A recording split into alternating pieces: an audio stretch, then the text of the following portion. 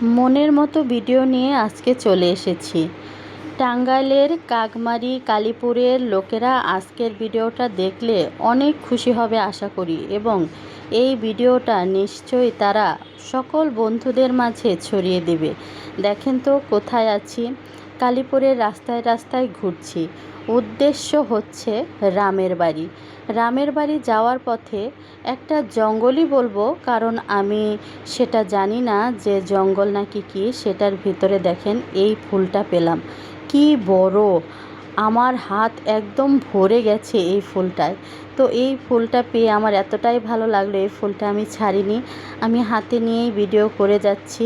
উদ্দেশ্য আমাদের কালীপুর রামের বাড়ি। রামের বাড়ির কথাটা কে কে জানেন আমি জানি না। তো যারা যারা জানেন তো জানেনই, যারা জানেন না তাদেরকে কিন্তু আজকে রামের বাড়ির সাথে পরিচয় করিয়ে দেব। চলেই এসেছি প্রায়। এই যে দেখুন, এই সেই রামের বাড়ি। সামনে আছে একটা তমাল বৃক্ষ, এবং এটাই হচ্ছে রামের বাড়ির পুরো এরিয়া। তমাল বৃক্ষের পাশে নাট মন্দির এবং রামের মন্দির আছে। এখানে মনে হয় একটা দোকানের মতো, আর এটা হচ্ছে গেট। তো বিগ্রহ দর্শন করতে গিয়ে দেখি সামনের বারান্দা পর্যন্ত এখানে তালা, ভেতরে ঢুকতে পারিনি। তো ভেতরের মন্দিরের যারা দেখাশোনা করে তাদেরকে বলাতে তারা গেটটা খুলে দিল, এবং আমি বেশ ভালো করে একটু আপনাদের দেখানোর উদ্দেশ্যে কিন্তু চলে গেলাম মন্দিরের ভেতরে। তো এই যে আশপাশটা সত্যি নির্জন, বিশেষ করে এই তমাল গাছটা। তমাল গাছ আমি এর আগে কখনো দেখিনি, এই প্রথম দেখলাম। অনেক নাম শুনেছি তমাল গাছের। চারপাশটা বেশ সবুজে আচ্ছন্ন। এই যে দেখুন কি সুন্দর! রাম, লক্ষ্মণ, সীতা এবং হনুমানজি।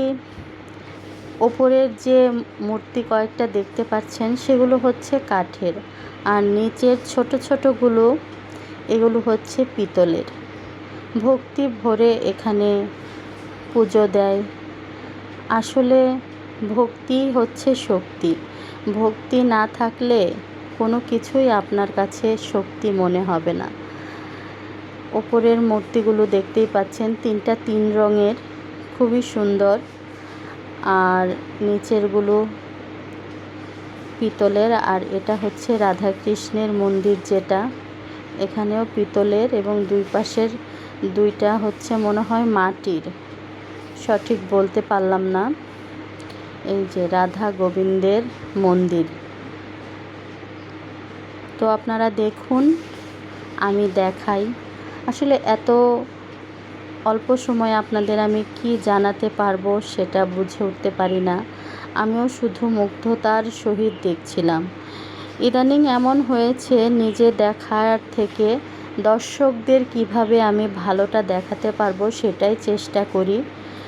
আমার মতো অনেক কন্টেন্ট ক্রিয়েটরও হয়তো বা এটাই ভাবে। আমি জানি না এর আগে কেউ এই মন্দিরটা দেখিয়েছে কি না। তো কেউ দেখিয়ে থাকলে তো দেখালোই, বা আমি যদি প্রথম দেখাই সেটা আমার সৌভাগ্য। এটা তুলসী মন্দির, আর এটা হচ্ছে নাট মন্দিরের ভেতরে। তো পুরো ভিডিওটা কেমন লাগলো প্রিয় বন্ধুগণ? ভালো লাগলে অবশ্যই লাইক, কমেন্ট, শেয়ারের ভালোবাসা দেবেন। সবাই ভালো থাকবেন, সুস্থ থাকবেন, আর ভিডিওটি কেমন লাগলো অবশ্যই কিন্তু জানিয়ে যাবেন। ধন্যবাদ সবাইকে।